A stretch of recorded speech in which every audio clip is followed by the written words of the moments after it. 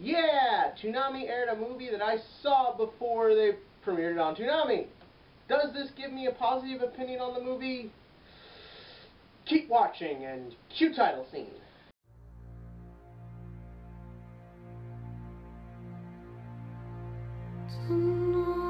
First things first, for those of you who have never seen the original Full Metal Alchemist from 2003, this movie is a 3 out of 10 on the action movie scale. Why? Because if you did not watch the original Full Metal Alchemist, you will be completely confused the entire time.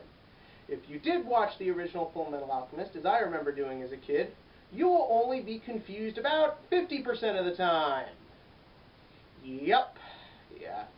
Now, before we go any further, it's important to let you know, Full Metal Alchemist Brotherhood, the 2009 reboot they did, is my favorite television show of all time. I think it's genius. I think it's a masterpiece. The acting is amazing. The visuals are stunning. The story is compelling.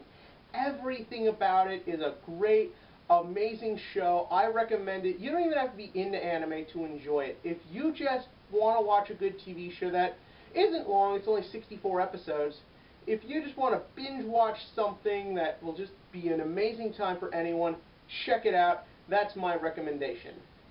If you want to talk about the 2003 anime, that's a different story. Yeah, I'm not going to lie, I don't think much of it, the original. But it's easier to say that now that we did get such an amazing reboot, and apparently one that follows the source material more.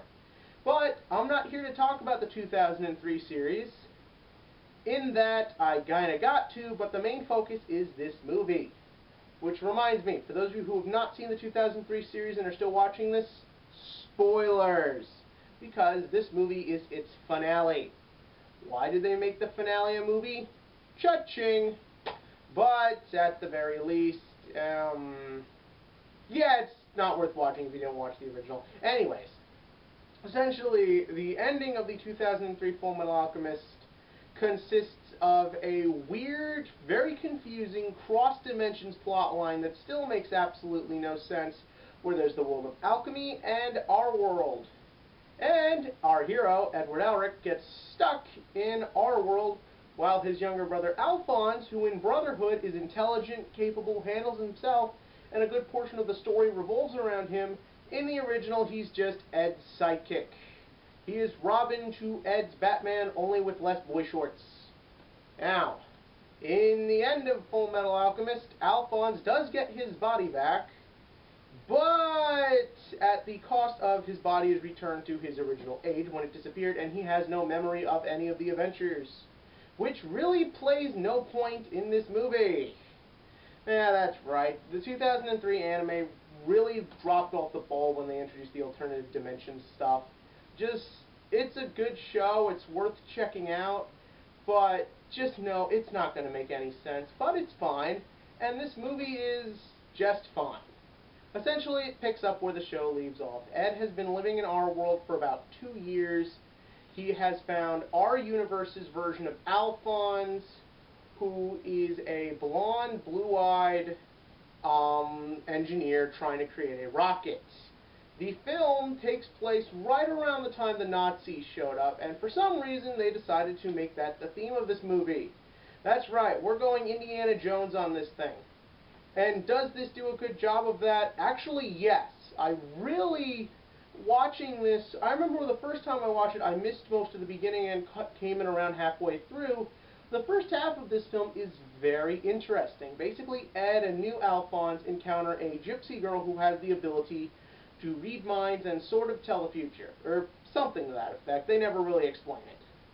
But she is being captured by some of Hitler's followers. We now know that Hitler was involved in Satanism and a lot of the spiritual crap, and essentially this film explores that, and really Hitler just kind of cameos. I know that's kind of weird to say, but that's what happens.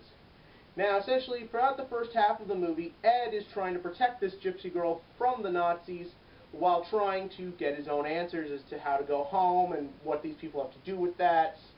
And it's interesting, not really for any other reason, than getting to see the German people's reactions. Look, I'm not going to spew my own opinions on World War II or anything, But it is very interesting to see how the hatred that developed after the Treaty of Versailles and World War I affected this country, and how its progression led to the mentality that became the greatest hate machine in human history. And that is fascinating, and it is interesting to watch, and it is well written and well done, but I am sitting there thinking, why? Why does this need to be there? This wasn't a theme in the original Full Metal Alchemist, or in Brotherhood it is, the whole concept of hatred and racism.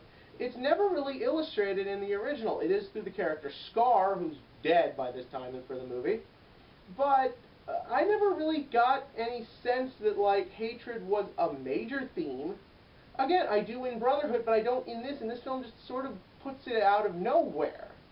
And it does, it's fine while you're watching it, but afterwards it's just kind of awkward, and it just sort of goes away, and like they made frickin' Hughes a Nazi, and the whole thing is just very weird and very convoluted.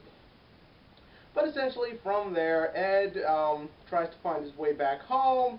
Meanwhile, Alphonse is on a journey to find Ed, wearing Ed's clothes, with Ed's ponytail, and with Wrath as a sidekick.